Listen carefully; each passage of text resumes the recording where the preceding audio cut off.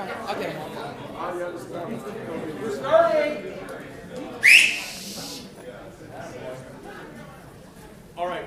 So we talked a little bit about Elgin before the break, and we got he's a guy that's going to give you a lot of good information about what to do with the monster.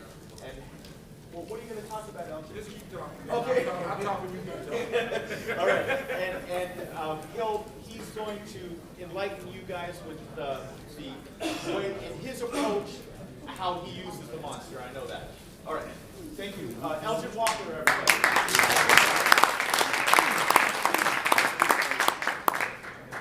How's everybody? Good. That was pretty good. But one more time, how is everybody? Good. You know, I know it's been a long day. You guys got here what time? 8, 9? Man, you guys been sitting here through all this time? Man, y'all pretty good. That's because we heard you were coming. Did you hear I was coming?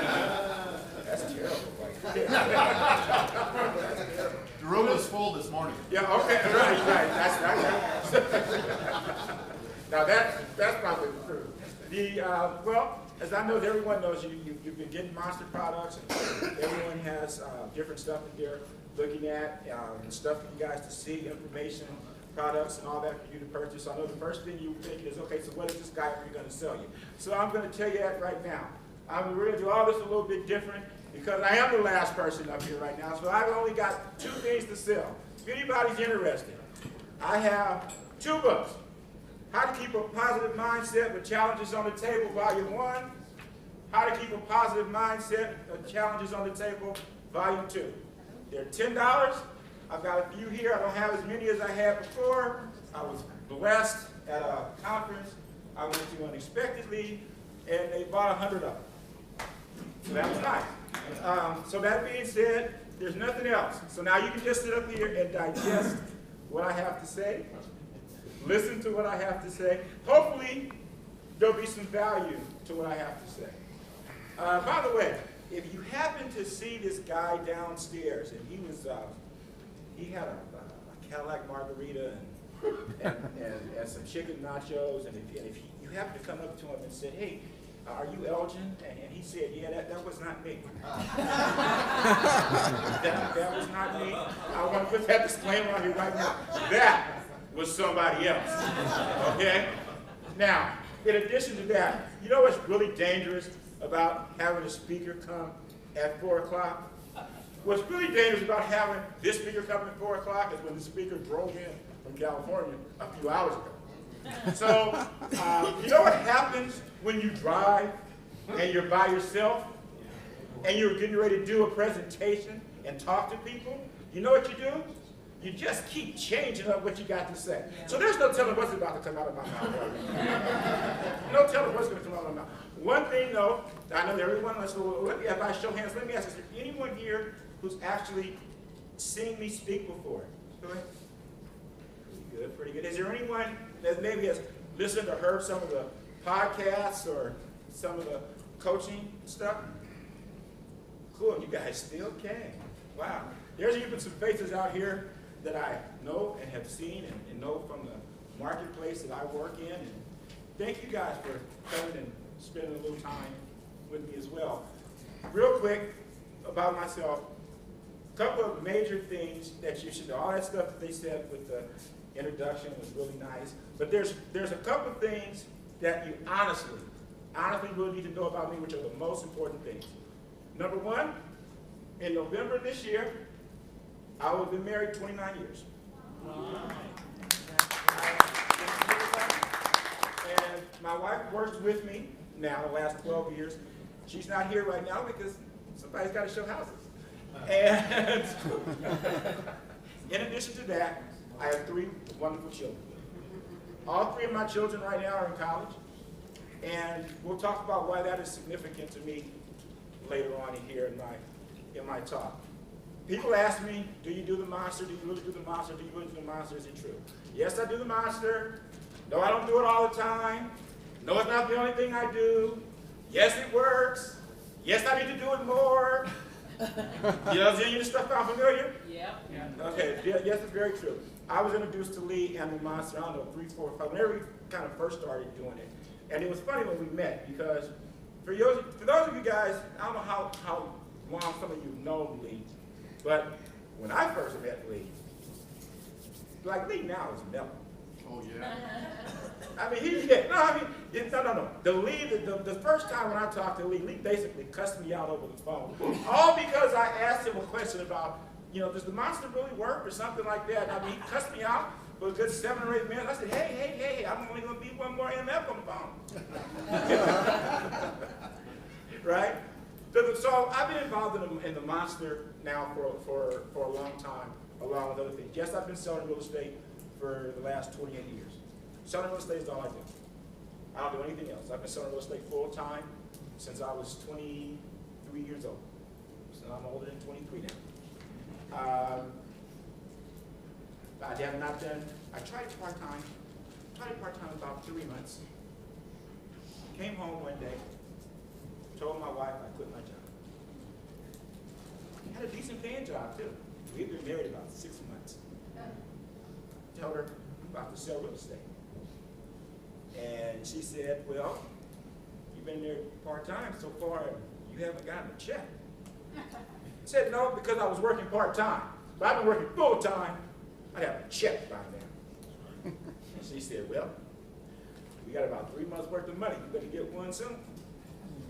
Well, obviously I got a check and was able to make it work. Now, I'm not telling anybody here that's part-time that you should go and quit your job and start real estate full-time. I'm telling you what happened and what worked for me. I jumped in, I embraced the business, I embraced the opportunity, and that helped me in moving forward. Now, there are a couple of things, and you guys forgive me, because I will look at my notes every now and then, because if I don't, you guys might be another 5, 6, 7 hours.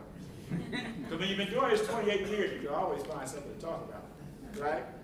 But there's a few things that I want to focus on. One, I want to focus on your mindset, and your mindset in regards to a big why.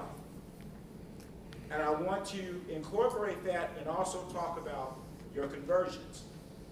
Now, I'm going to hopefully have all of this make sense by the time that I finish. And I'm hopefully going to share with you how this can work with you in doing the monster and or any other types of activities you're doing to hopefully generate business for yourselves selling real estate. So let me ask you guys a question. How many of you guys are in the real estate business?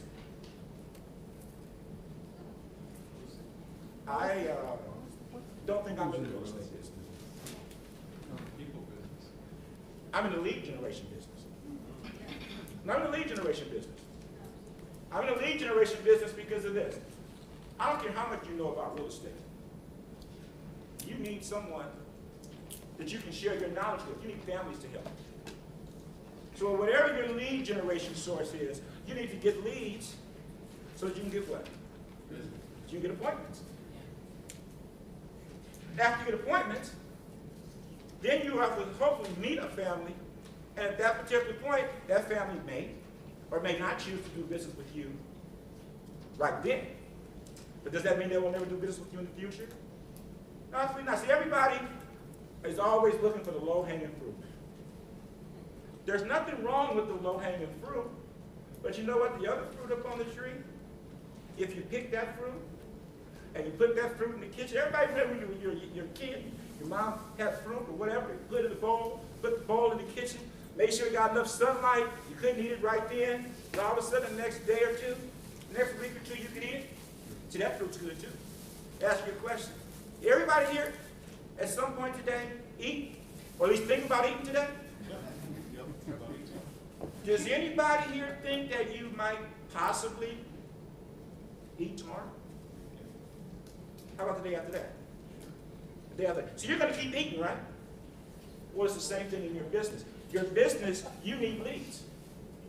You need to lead generate, and as a result of your lead generation skill, your lead generation ethic, your lead generation time, that is going to produce more people and more families that you can help and that you can serve. See, a lot of things, as far as I'm concerned with your mindset, happens to be how you think about things, how you speak on certain things, what you let come out of your mouth, what you let in between here. Real estate, in my opinion, if anybody's noticed, it's not necessarily a sexy business. I mean, how many of you guys wake up in the morning, ready to come to the office, and cold call? You always gonna have one. Door knock. I don't care if it's drop monster tag. Who wakes up in the morning and goes, oh man, it's Monday, I can't wait to get out there and drop some monster tags. Ain't nothing sexy about that. Ain't nothing sexy about the things that we do on an ongoing basis to generate leads and help families. You know the only thing that's sexy in real estate? The check. Woo. All right. The check is the only thing sexy in real estate. Everything else in it, it's a business. And within a business, it's a grind. And that's okay, because all businesses, there's a grind. See, but it's about your mindset. It's about your mindset. Your mindset is what's going to get you up in the morning. Your mindset is what's going to drag you through those times when things aren't good, or sometimes of that. How many here have actually had a buyer or seller and an escrow possibly close? Ever? How many would like to have a buyer or seller or escrow close ever?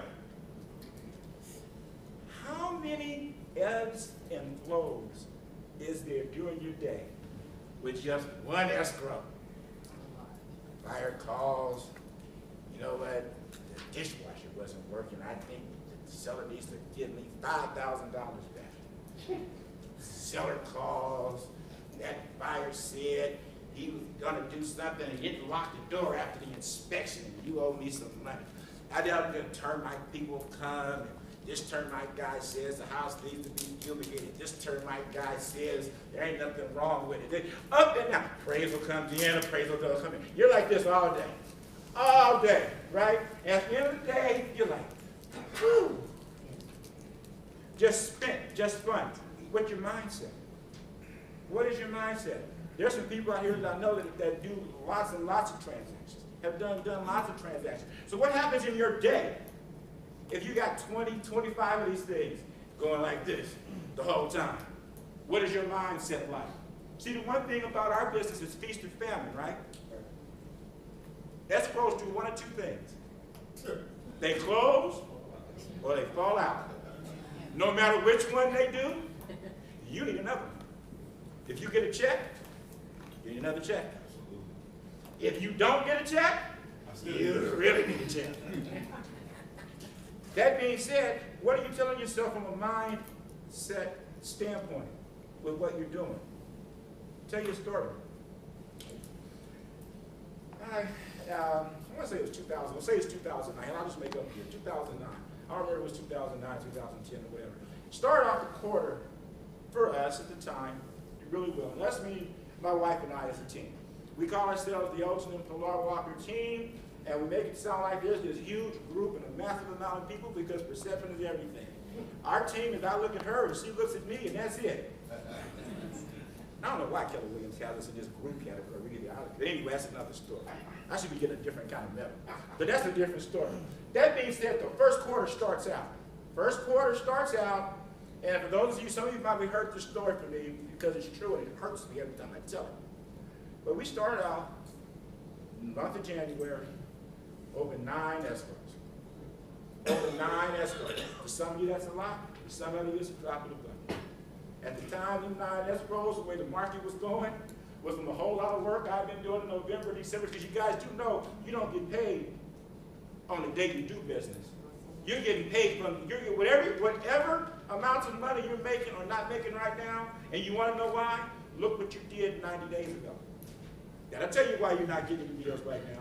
Or then I'll tell you why you got a lot. That being said, how all that work? You get 9 escrows over.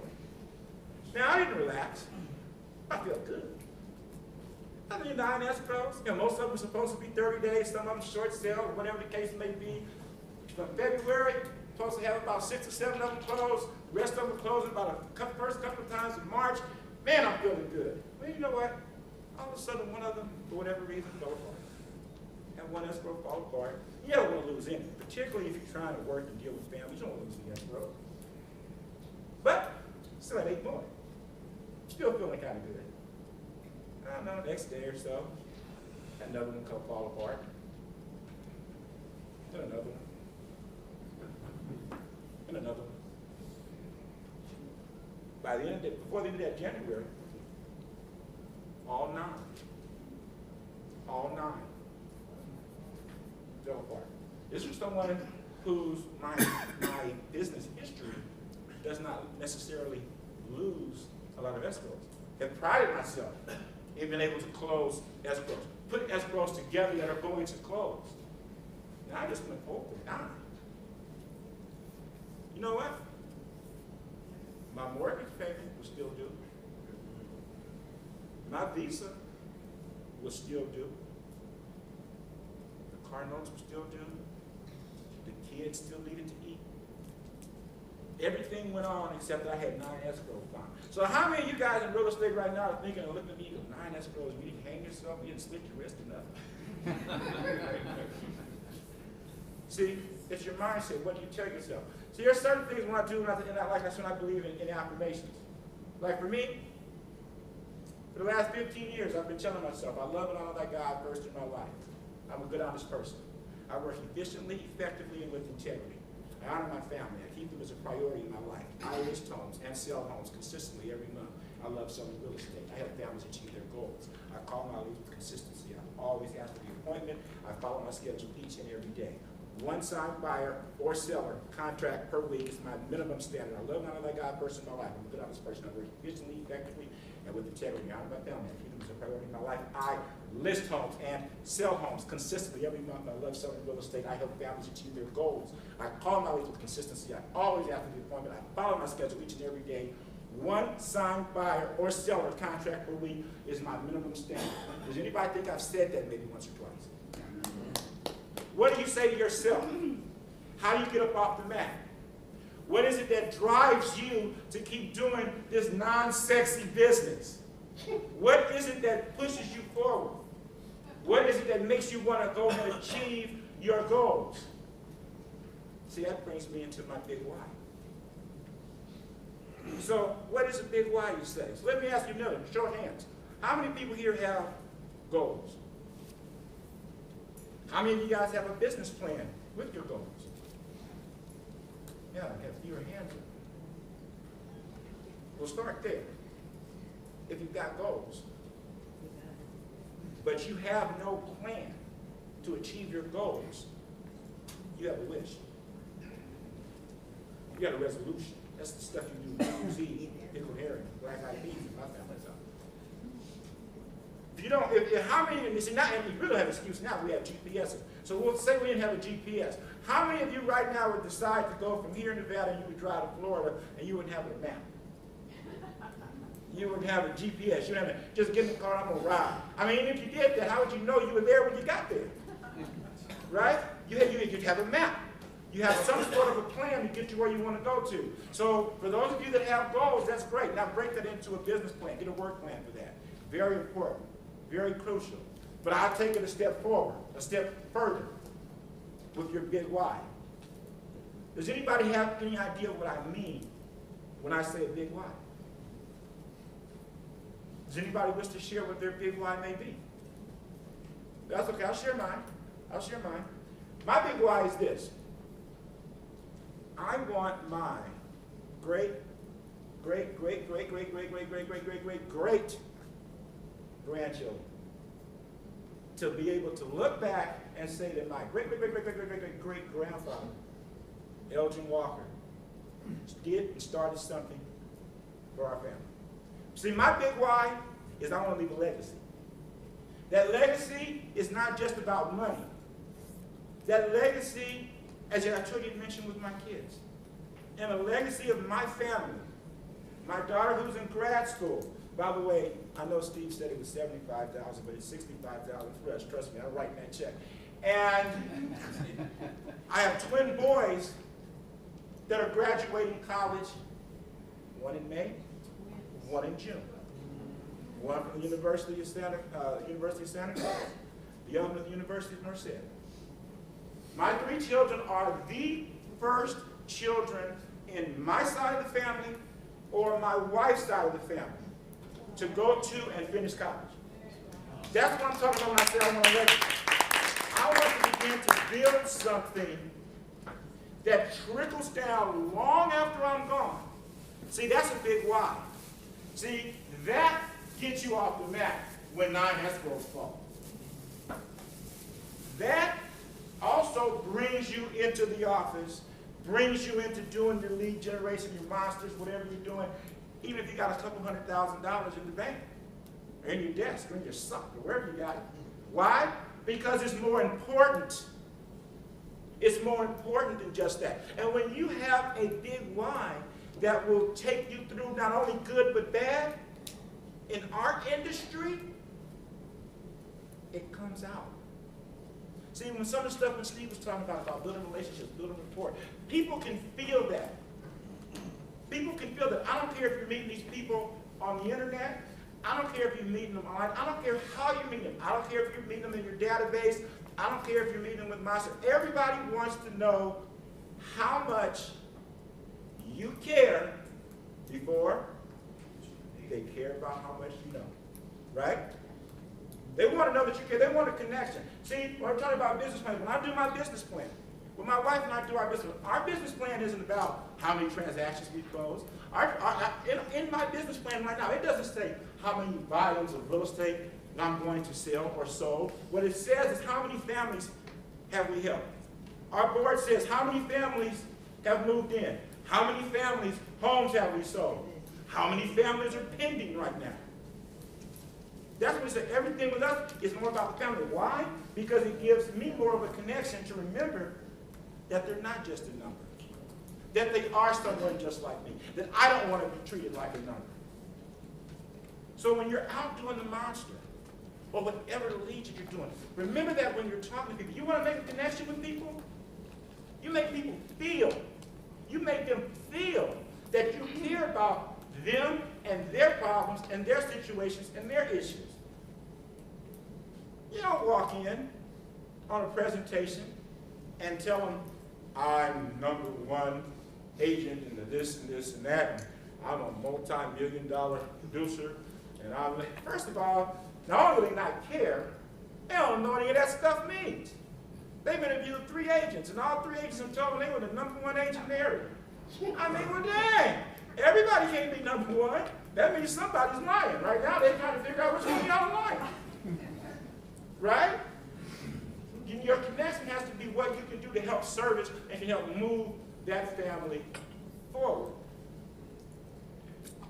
Part of your conversion, in my opinion, is understanding that they might not sign with you for whatever it is at that exact moment. Does that mean that they won't do business with you ever? Now, I don't care if you're working with an expired. If you're working with an expired, I know that some people, I have not, but I know that some people are using Monster for expired. I hear it's going really well for some people that are doing that. I have not branched out into that yet. But let's suppose that I've worked expireds, trust me. Now, if you work on with an expired listing, they may not sign with you that day. Why would they might not sign with you that day? Well, maybe there's still a little burn from the last situation that they had. Maybe they're still feeling a little bad. Maybe they hate their other agent. Whoever knows what the reason why is. But what if you make that connection with them then? When they're ready, and of course, assume that you follow up, you keep in touch, and you don't just show up one time. When they are ready, they will call you. When you're dropping your monster tags and you talk to people, you have to understand, most people, what their goal is to stay in their home. Their goal, they weren't waiting for you to come and drop a tag at their door and give them a bunch of information and put their house up for sale. Now, does it happen? Of course it does. Of course it does.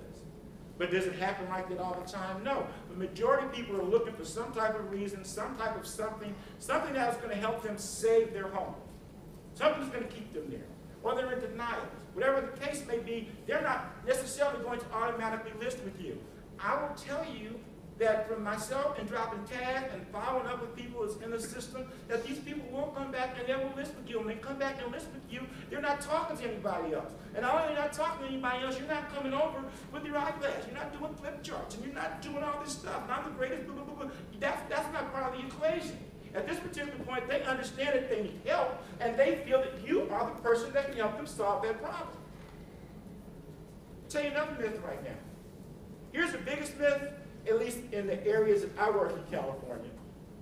When you're dropping your monster tags and you have people in situations, the first assumption is that they're a short sale. Most people have no clue or don't understand the equity in the areas that I work that has accumulated the last 3, 4, 5 years. Now, they may be, and for those of you who've heard me on some of these coaching calls and say, they may be a distress sale, but a distress doesn't mean short. See, so some of you that do not want to do short sales, you don't drop tags, you don't work whatever because you don't want to do short sales and you're scared to give the Bartels the business because whatever your thing is. We understand that. I understand. No, you like giving him the business. I got you. But no, listen, what I'm saying to you with that is that it's not necessarily a distress sale is not necessarily a short sale. If it is a short sale, that's great because you're still helping them solve a problem. And you know, and if you use David Davis and whatnot, of course that's going to help them. But there's also going to be people that necessarily might not be short, but they're distressed. See, like, let me ask you something. Right now, if you all of a sudden, if you have equity in your home, but today, all of us for whatever reason, you can make your mortgage payment next month. Are you distressed? Is there a little something going on? Are you kind of feeling a little bit tough? Now, what happens if all of a sudden, whatever your circumstances are, you can't make the payment the following month? Now you're 3 months behind. Are you distressed? Do you get the same notice of default that everybody else gets? Do you get the same notice of trustee sale and arrears that everybody else gets? But you got equity in your house. You have everything. So, mindset. What are you telling your mind? What are you saying to yourself? If someone needs help and they're in a distressed situation, maybe they're not short. And if they are short, that's okay because you have a solution to that. See, the problem is that a lot of us won't go out and work that part of the business because of your own myth, your own inner mindset on what a short sale is. That's, I don't want to work short sale. Oh, it's going to take forever. Oh, it's going to be whatever the situation is.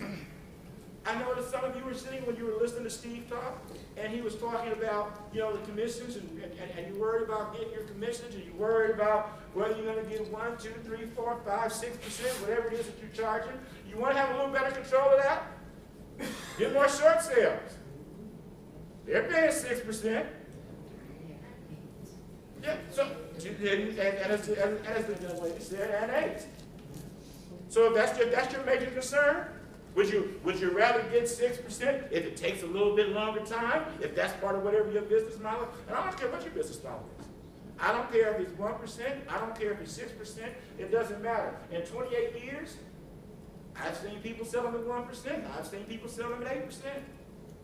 See, it doesn't really matter what other situations are going on. It doesn't really matter what the market situation is. Yes, you need to be aware of it. Yes, you need to know. But what effect does that have? If you woke up tomorrow morning and interest rates are 20%, do you still need to sell houses? Oh, yeah. Do people still need somewhere to live? Yes. Then you just adapt and you focus on whatever it has to be in the marketplace at that time. When I got into the business, and I seen Joe, I'm sure it's probably similar when he got into the business. The first house I bought my interest rate down to 12%. I had a $102,000 townhome with a $75 HOA that I thought was outrageous. But because the interest rate was 12%, and it was an FHA deal, my PITI was $1,500. You got people paying $1,500 now for a $300,000 house. Did I buy that house? Yes, because it was better than renting at the time. You know, I tell people you're going to be one of two things. You're either going to be paying for your own legacy, or you're going to be paying for the legacy of somebody else's. But if you're going to live somewhere, you're going to pay. It doesn't matter who you pay. You're paying you and your family, or you're paying someone else's. That's the bottom line. So when you're out and you're talking to people, whether it be the monster, whether it be an expired, whether it be a for sale by owner, one of the first things is we can stand up here all day, and with the best of them, man, with the best of us, I've been through some coaches, I've been through some programs. Man, we can sit up here and you can throw me some objections, and I can tell you some stuff and rattle it off in my band like it's like, wow. We can sit up here and we can do scripts and dialogue, and is there a place for all that? It is, absolutely. But I will tell you one thing that's really, really changed, and one thing that really, really connects, and I'm hoping you probably feel this from me right now, and will connect with you, is people want to listen, talk with someone that they feel is authentic. That's why all of a sudden you hear this authenticity buzz. You hear about transparency. People want to feel that they're not being sold. People want to feel, they know that you're going to make a commission. Most people don't necessarily want you to not make any money. And as a matter of fact, most people want to work with someone that they feel is successful enough that's also feeding their family. What they don't want is they don't want to feel taken advantage of.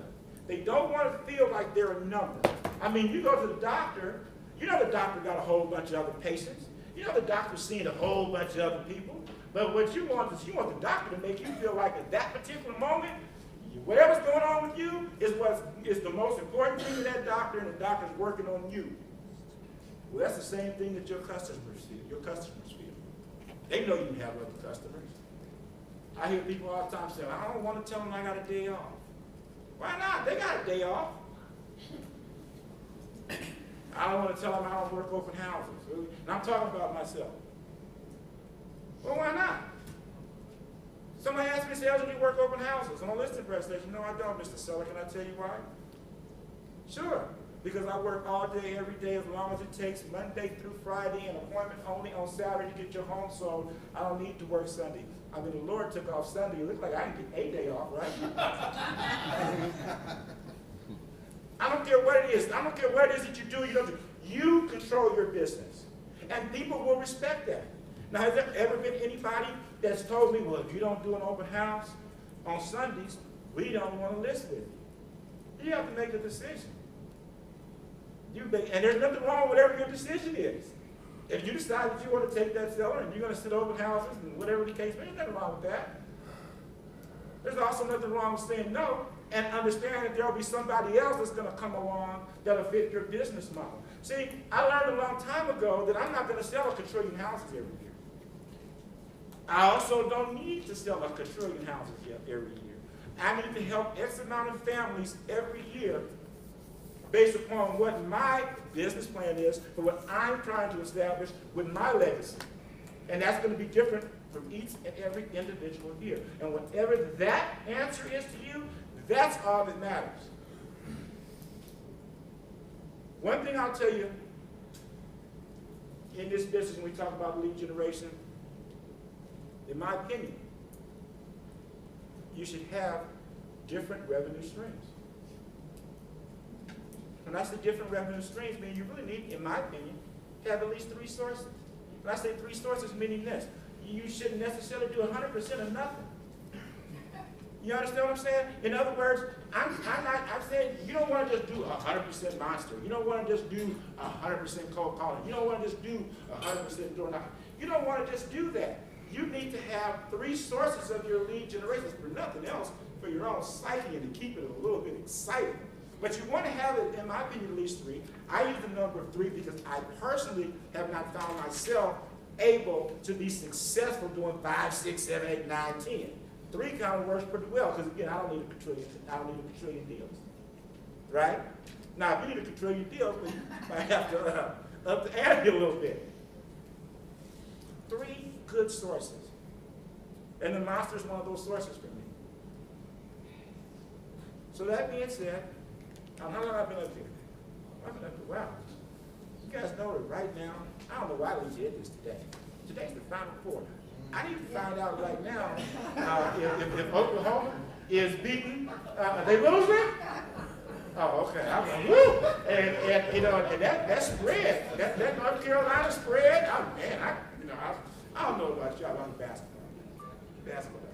Former basketball player. Many moons. 100 years ago and 200 pounds ago. So you know, it's a long time ago. So that's 76-41 Villanova. It's what? 76-41 Villanova. Okay, well, 7:21 left to go in the second half. Okay, so we Make it short to continue. Well, yeah, we keep talking. That being said, I would like to open it up. Does anybody have any questions? No, good. No, does anybody have any questions? Sure. What do you do with social media? For me, social media is one of my main lead generation sources. When I first started the business, I did cold calling. That was really how I built my business. It was different. You know, it was different. I did in the scenario that Steve described now, that was what I was given to me then. And I've already disclosed to you guys, I didn't have any money. So I had enough money for like 2 steps. I didn't have any money where I had a car, I had a Porsche. Porsche looked really good on the outside. It was a 5-speed. And the starter went out. I didn't have any money to put the starter in. So guess what I used to do? Any of you guys had a stick shift, I used to look like Barney Rubble, and I would back my car in like the open houses or showing property so that hopefully the client wouldn't see me put my leg out to have to start their car. Because I didn't have any money. I hadn't closed the deal yet, and my wife had told me there wasn't no money for that. That being said, the same tenacity that I have cold calling, where I was given a phone book, I would go from 8 o'clock in the morning, because you could do that back then. I would go from 8 o'clock in the morning to 8 o'clock at night. I would do that 5 days a week, and on Saturdays and Sundays back then, I would do somebody else's open houses if they would let me to. Because I had the other money, and I tried door knocking for a while, but I could always find a reason not to door knock. It's too hot, it's too cold. There's dogs in that street. They don't like people over there. They thought I was Jehovah's Witness. They thought I was Christian. They thought whatever the case may be, there was a reason why not to door knock. The phone didn't intimidate me or scare me, so I would call. Now, I took that tenacity into social media. So for me, social media, and I do a lot of videos, a lot of targeting stuff on Facebook, YouTube, Twitter, Google Plus, and now I've started to get into Instagram. Now I don't sit on there all day and just do it all by myself. There are things that you can use where you can go out massively and all that other sort of stuff. But yes, to me, social media is a huge component. I mean, you know, how many of you guys have ever run ads, Facebook ads yourself? It's paid ads. Did you know that you can actually go into Facebook and you can actually set up from demographics, from how much money people make, from whether or not they own homes or not, from where they live, their like and move. You can actually target people through social media, pay like $20, $30, and you can hit 5, 10, 15,000 people. How much would that cost you to run an ad to do that? So social media is a strong component for me. Yes, sir. So describe a typical day. Typical day for me is I'm normally in the office no later than 8 a.m. It used to be no later than 7. I'm getting older. So I'm in there no later than 8. Generally between 8 and 9, I have my prep for the day. Whatever to-dos I've got, personals, I still write out personal notes. I'm really strong in database building a database and staying in touch with people. I don't just put people in the CRM, I have to work the CRM. They go in there, they hear from me. I set that up. If I have letters that go out that day, I have letters, I have all that stuff done between 8 and 9. By 9 o'clock, I'm on the phone. By 9 o'clock, I'm on the phone, and on the phone for me nowadays is more lead follow-up and more people that are in my database. I have 3,500 people in my database.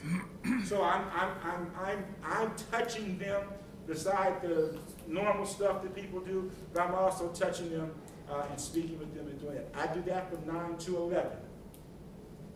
After 11 o'clock, my day is open to whatever else has to happen. Because one thing that I learned in real estate for me is that if you can win the morning, when all the other stuff breaks out, that always happens. If you got a few escrows, you got a few buyers, you happen to have a few listings, this breaks out.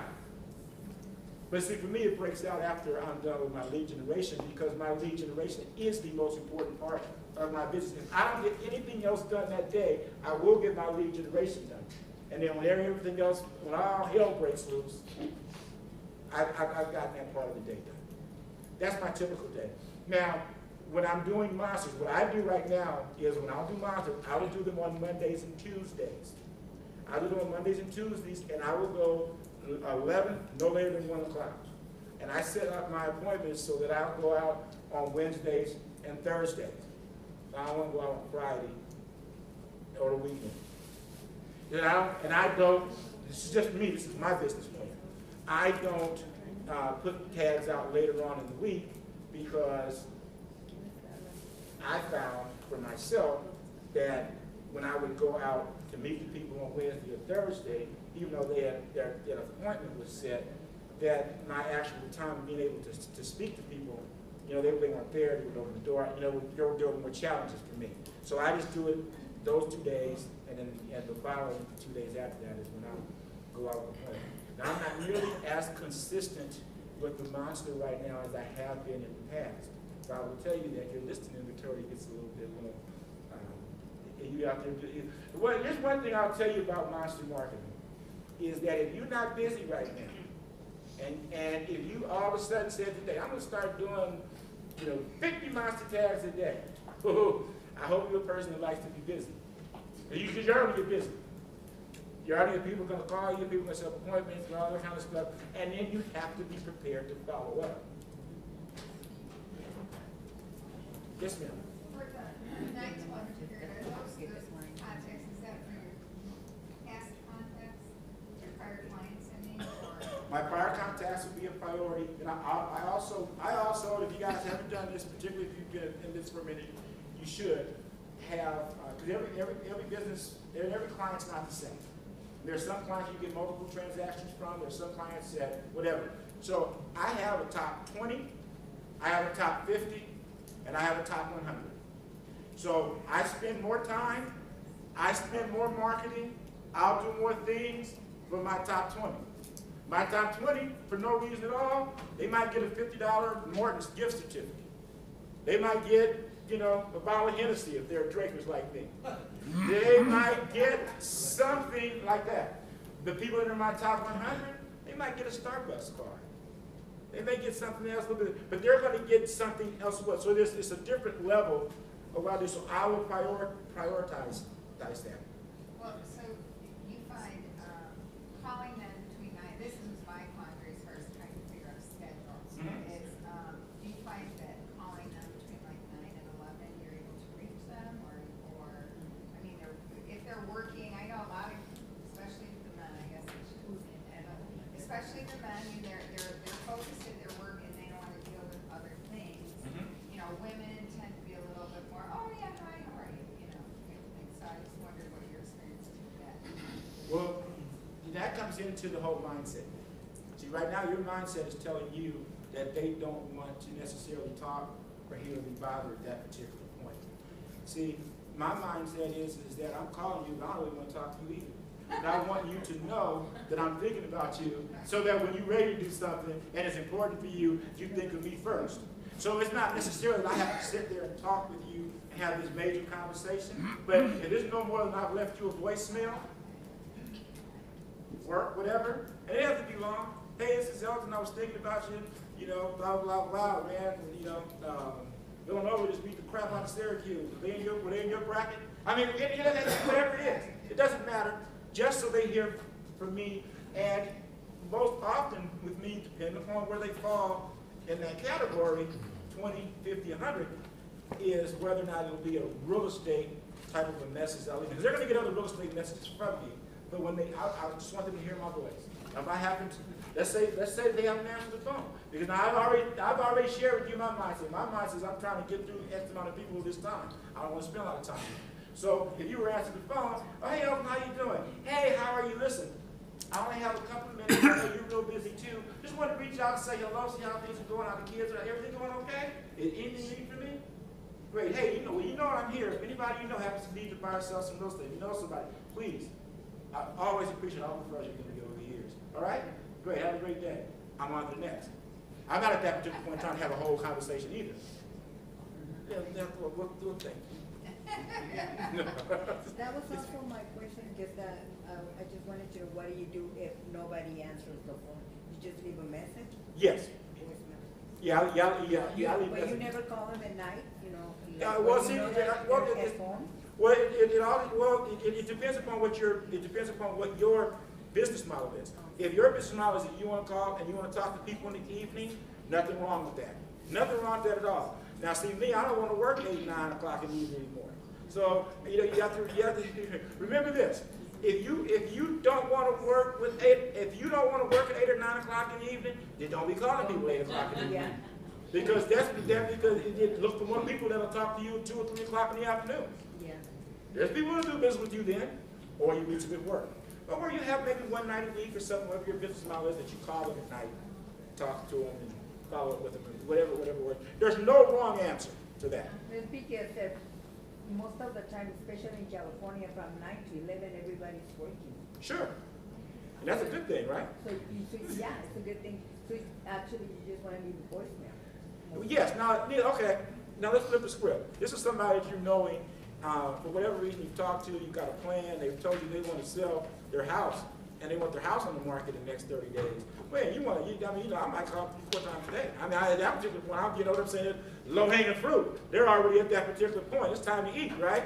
But if I'm just calling, like we're saying, I'm calling some past clients, or I'm calling just through my database or something like that, that's different. I just want them to hear my voice. If I'm able to speak to them, that's wonderful. If not, I'm going to leave a message. Has anybody here ever mailed out a postcard or a letter to anybody? Ever?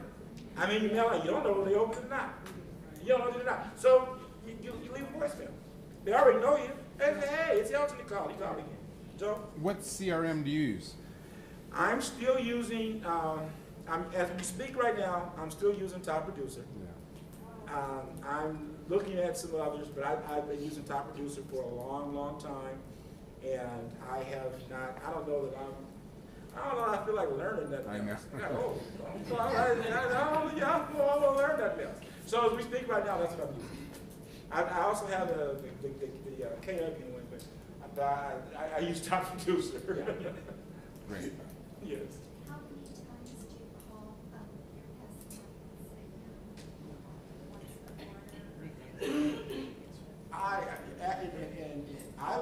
My past clients, and depending upon what category they're in, they will hear to me, and this is quote unquote, like a KW system type thing, this whole 33 touch thing. Depending upon where they're at, they're going to hear from me that many times.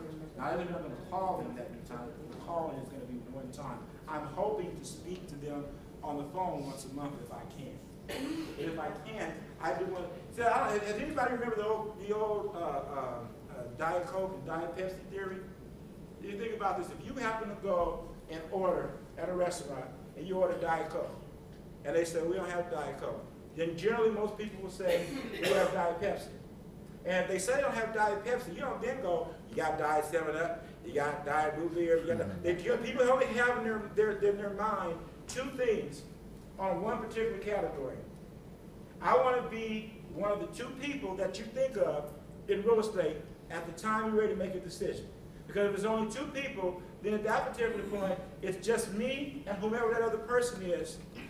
If that other person gets there, and my skill level, and hopefully my connect level, only has to be better than one other person. I don't need to be better than all the other Diet Sodas. I just need to beat Diet Coke. I told y'all the game is on. Anything else? No, I'm just teasing. No, does anybody, seriously, if you have any other questions, and I know Lee is doing something afterward, and I'm going to be there like 35 seconds if you need anything. But with that being said, I hope that I was able to give you some value. I appreciate the opportunity.